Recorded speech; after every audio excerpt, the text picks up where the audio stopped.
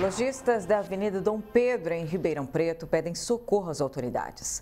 A criminalidade está vencendo a queda de braço e os prejuízos acumulados fazem algumas vítimas repensar a continuidade num dos principais corredores comerciais da cidade.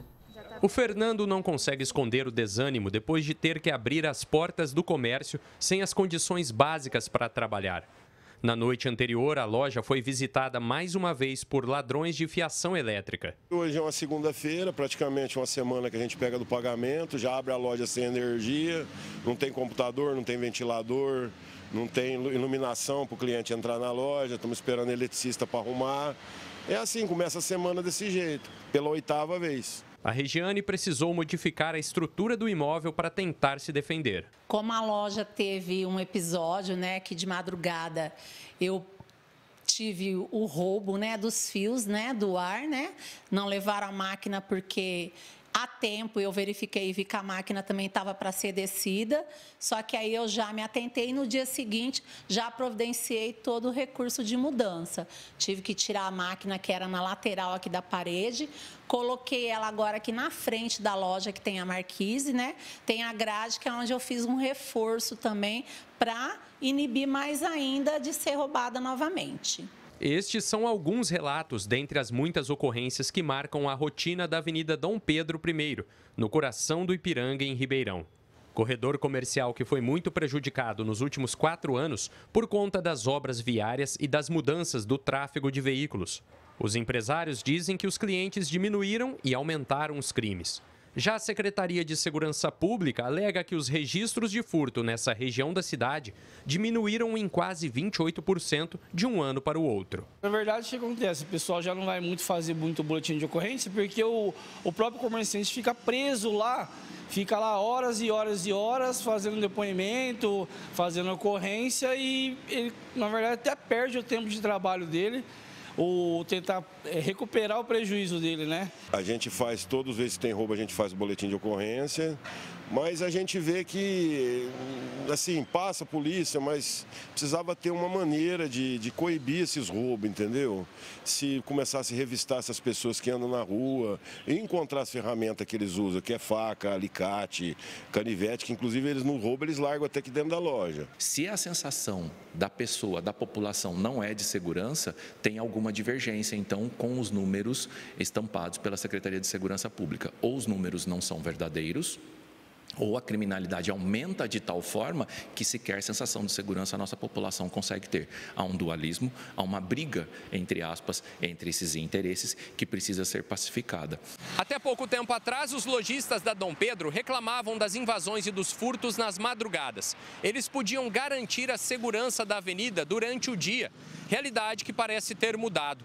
Outro fator destacado por eles é um novo aumento no número de usuários de drogas nessa região, algo que teria acontecido depois que a prefeitura iniciou o processo de revitalização da Avenida Jerônimo Gonçalves, no centro, e aumentou o patrulhamento na Praça Schmidt, local de grande concentração desse público. Na verdade, espalhou o pessoal, Eles estavam mais concentrados lá, E agora, na verdade, estão perambulando nas avenidas, procurando alguma coisa para roubar, principalmente aqui na Dom Pedro, Não está tendo mais horário, não. E quem está até utilizando de alarme, o que pode, paga guarda noturno, nem isso não está inibindo. Infelizmente, não é só a Dom Pedro I que passa por esses maus bocados.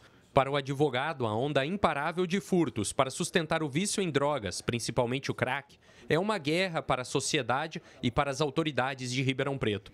E o resultado até aqui é ruim. Há muito tempo que nós comentávamos isso em diversas oportunidades, em diversas entrevistas, que precisávamos ser mais enérgicos. Porém, perdemos, ou estamos perdendo. E isso não se deve também a uma culpa somente ao aparato policial.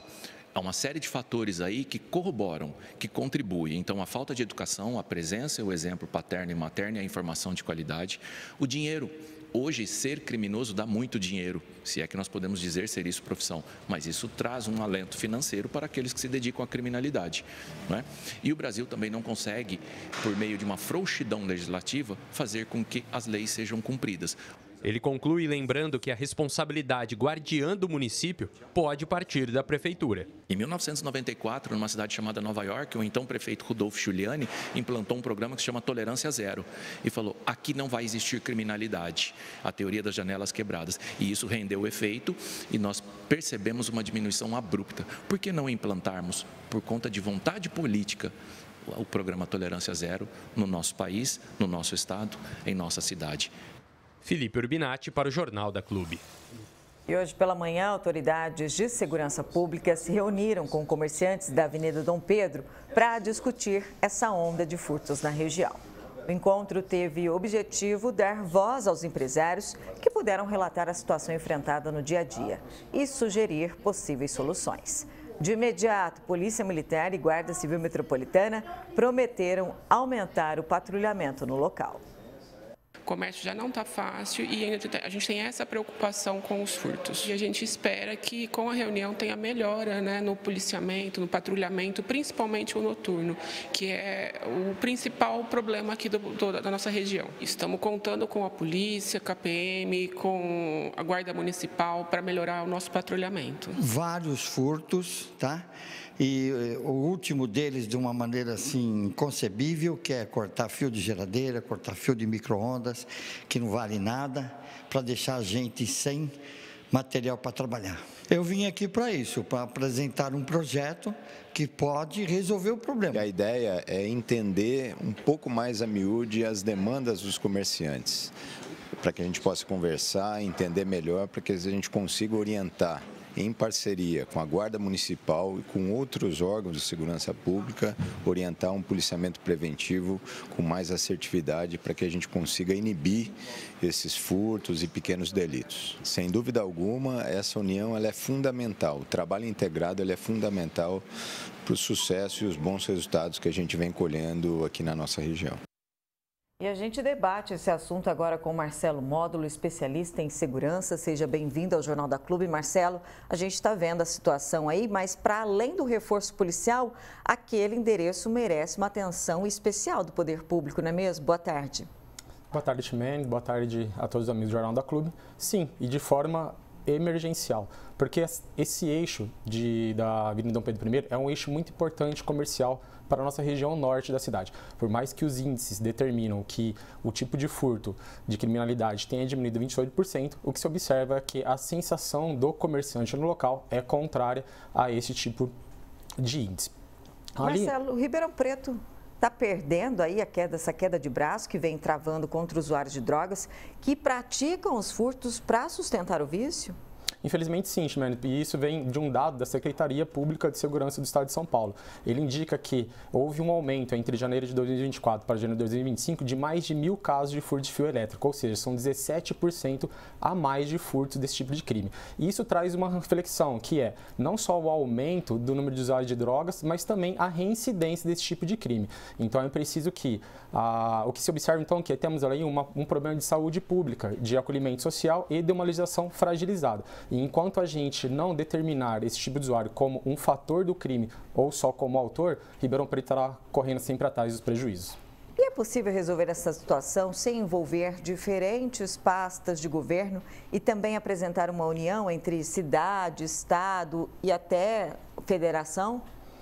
Sim, a segurança pública essa é a maior exigência que se dá, é a integração de todos os poderes. Então, a integração da Polícia Militar junto com a Prefeitura Municipal, o Estado e a Federação. Precisa que ações sejam coordenadas e em conjuntos para combate desse tipo de crime. Se não houver esse tipo de coordenação, o que a gente vê aqui é realmente só a migração desse crime para outras regiões da nossa cidade. E Marcelo, dentro daquilo que cabe aos empresários e trabalhadores do bairro Ipiranga, seria importante fortalecer a atuação do Conselho Comunitário de Segurança?